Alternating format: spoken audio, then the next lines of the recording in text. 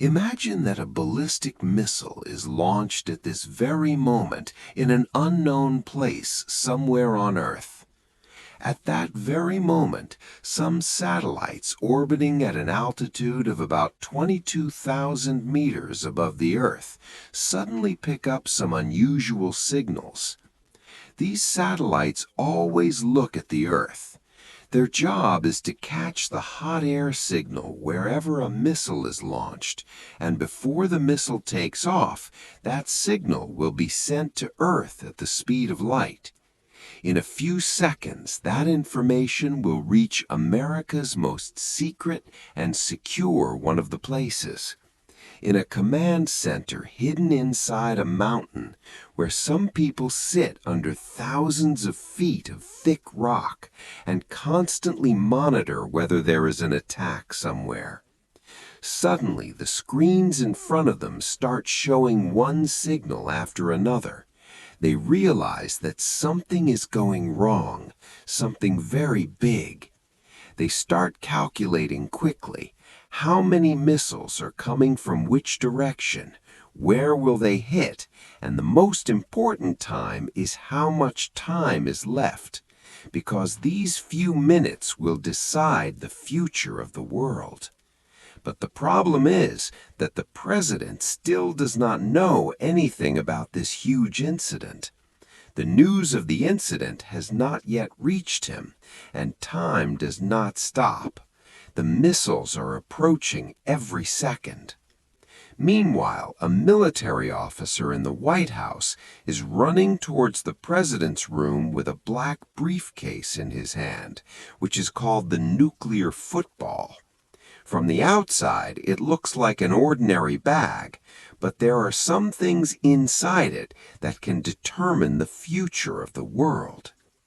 Inside is a book where different types of nuclear attack options are written, which means a small hit and which means launching hundreds of missiles at once. The president is woken up. He is quickly connected to a secure call where the most important officials of the military are waiting. They tell the president how many missiles there are, where to hit, and how much time he has. And this is where the most terrifying part begins. The president has only 6 minutes, and within these 6 minutes, he has to decide whether to counterattack or wait. Every second of these 6 minutes is worth thousands of lives. A wrong decision could mean the end of the entire human civilization. And even more terrifying is that the president may not have all the information at the time of making this decision, because there have been cases in history where the entire nuclear system was once ready due to a false alarm, but at the last moment it is understood that it was a false signal. And if that mistake had not been caught, the world might have been different today. That is why every second has to be confirmed whether the attack has really happened or if it is just a false signal. But that confirmation time is the most valuable time. During this time, the president chooses an option and then uses a secret code to confirm his identity. If everything is correct, that order will reach every nuclear unit in America in an instant. There were missiles hidden underground, submarines hidden deep in the sea, and bombers ready in the sky. All reached that order at the same time. This whole process is so fast that hundreds of missiles can rise into the sky at once within a few minutes. But the president does not sit still. As soon as the attack is confirmed, he is evacuated. If time is very short, he will be taken to a secret bunker under the White House. But if time is a little longer, he will be quickly taken by helicopter to a special plane, which is called the Doomsday Plane. Although it looks like an ordinary plane from the outside, it has a whole flying command center inside. From here, the president can conduct the entire war.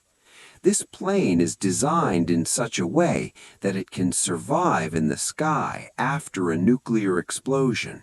It can even stay in the sky for days after refueling in midair. Inside, there are numerous communication systems, satellite links, encrypted phones, from where it is possible to communicate anywhere in the world. The environment inside this plane is a lot like a submarine. Even if the outside world is destroyed, everything can be controlled from inside. But it doesn't end here, because what if the president doesn't survive? To find the answer to this question, America has built huge underground bunkers, deep under the mountains, in places where thousands of people can stay for months. There's electricity, water, food, hospitals, and even there's a system to run the entire government.